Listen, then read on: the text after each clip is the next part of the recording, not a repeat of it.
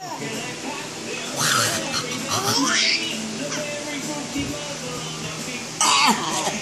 morning.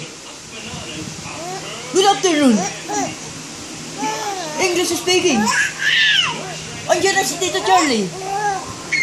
Kakausapin ang baby ko. Napipinaw ka niyan eh. Ano ba yan? Pag alas 6 tumatawa? Yung ganun mo.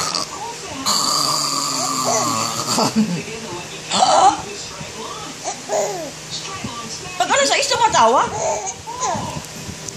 Amoy yata ang tingin dito sa akin.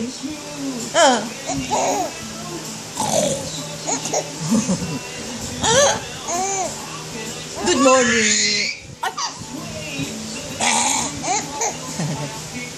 Pag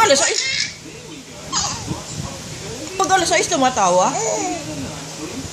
Pag umaga umiiyak? Hindi siya yung ganun mo. Ayan.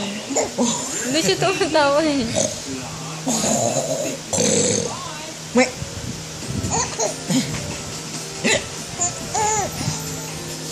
Laos ka na, Nick. Hindi lang.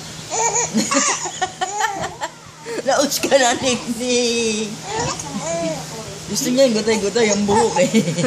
Kasi mukhang ano eh. Devil. Nanguto ka. Hindi lang. Natatawa ako sa iyo eh.